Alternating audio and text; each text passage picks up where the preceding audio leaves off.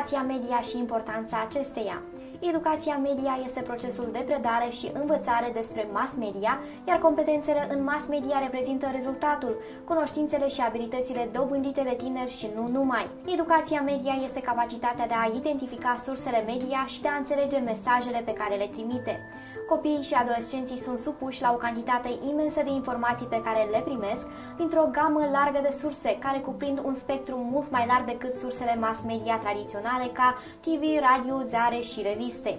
Există mesajele text, mimuri, videoclipuri virale, rețele sociale, jocuri video, publicitate și multe altele. Dar media nu contează sub ce formă, are ceva comun. Cineva a creat mesajul media și a fost creat cu un motiv. Înțelegerea acestui motiv este baza educației media și dezvoltării competențelor în media. Era digitală a făcut mass media accesibilă pentru fiecare și oferă posibilitatea fiecăruia din noi să creăm mesaje media. Cu toate acestea, nu știm de fiecare dată cine stă în spatele unui mesaj media, de ce l-a creat și dacă este credibil. Acest lucru face ca competențele în mass media să fie o abilitate esențială în era digitală. Mai exact, aceste abilități îl ajută pe copil și adolescenți. În primul rând, îl învață să gândească critic. Pe măsură ce adolescenții evaluează sursele și mesajele mass media, ei decid dacă mesajele au sens, de ce au fost incluse anumite informații, de ce nu au fost incluse și care sunt ideile cheie. Ei învață să folosească exemple pentru a-și susține opiniile. Apoi se pot hotărî singuri cu privire la informațiile pe baza cunoștințelor pe care le au deja. Devin un consumator inteligent de produse și informații. Educația media îi ajută pe copii să învețe cum să stabilească dacă ceva este credibil. De asemenea, îi ajută să determine intenția persuasivă a reclamei și să reziste tehnicilor care le folosesc marketerii pentru a vinde produse. Recunoașterea punctului de vedere. Fiecare creator a mesajului mediatic are o perspectivă. Identificarea punctului de vedere al autorului îi ajută pe copii și adolescenți să aprecieze perspective diferite.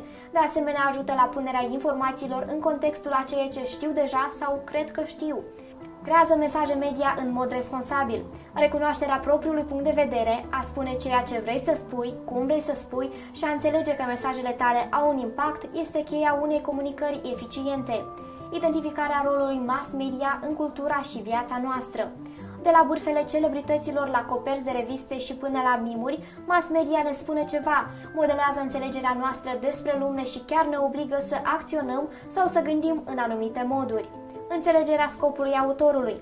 Ce mesaj încearcă să transmită autorul? Este pur informativ? Încearcă să vă răzgândească sau să prezinte idei noi despre care nu ați auzit niciodată?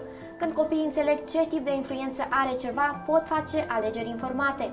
Atunci când învățați copiii despre media și mass media, nu este atât de important ca părinții să le spună copiilor dacă ceva este corect sau nu.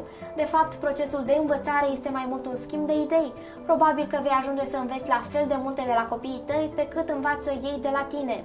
Educația media include adresarea unor întrebări specifice și susținerea opiniilor dumneavoastră cu exemple. Cum analizăm mesajele media? Iată întrebările cheie pe care trebuie să le adresați atunci când încercați să învățați copiii despre mass media și abilitățile necesare în media. Cine a creat acest mesaj media?